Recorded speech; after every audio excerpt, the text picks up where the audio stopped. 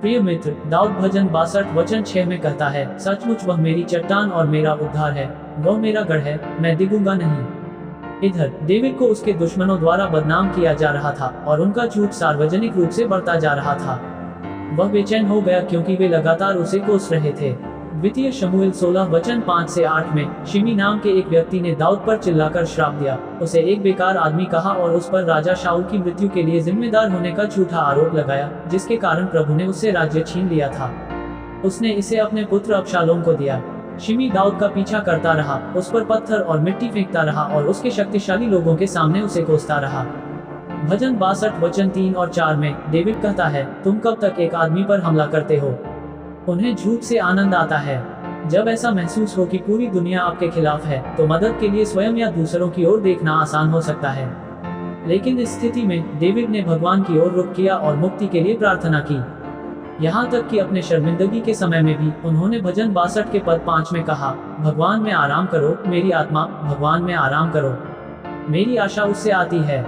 उसने पहचाना कि ईश्वर उसकी चट्टान, मोक्ष, किला और सुरक्षा है और वह हिलेगा नहीं। शर्मिंदगी के समय में हम केवल भगवान के पास ही दौड़ सकते हैं।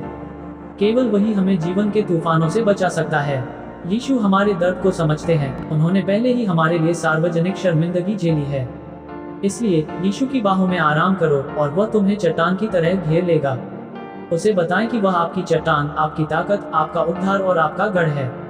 वह तेरी लज्जा को दूना भाग करके सम्मान से बदल देगा। लोगों को झूठ से आपको चोट पहुंचाने में आनंद आ सकता है, जैसा कि डेविड कहते हैं, वे झूठ से प्रसन्न होते हैं। परंतु ये जान लो कि शैतान झूठा है, वह सभी झूठों का जनक है। इसलिए उन सभी झूठों पर विश्वास न करें जो आप पर फेंके गए हैं। बस यीशु की ओर देखें, क्योंकि वह आपके तूफान के बीच में आपका प्रकाश स्तंभ है। डेविड के शब्दों को याद रखें और केवल ईश्वर में शांति और आराम पाएं। प्रभु आपको सभी झूठों और आप पर थोपे गए श्रापों से बचाएं और आपके चारों ओर एक किला बने। प्रार्थना। प्रिय स्वर्गीय पिता, जिस शर्मिंदगी और नफरत से मैं गुजर रहा हूँ, उसके बावजूद मैं इस विश्वास के साथ आपके पास आया हूँ कि जो भी आपके पास आता है उसे आप कभी नहीं त्यागेंगे। मुसीबत के समय आप हमेशा मेरी चट्टान और गढ़ रहे हैं। ऐसे बहुत से लोग हैं जो मेरे विरुद्ध उठते हैं और मुझे दुख उठाते देखना चाहते हैं, परंतु हे प्रभु, आप ही मेरे गीत और उद्धार हैं। तू मेरे शत्रुओं के सामने मेज तैयार करेगा और मेरे सिर पर आदर और आशीर्वाद का ताज रखेगा। मैं प्रार्थना करता हूं कि आप मुझे मेरे खिलाफ बोले गए हर झूठ और शाप से बचाएंगे और मुझे एक मजबूत नींव पर खड़ा करेंगे।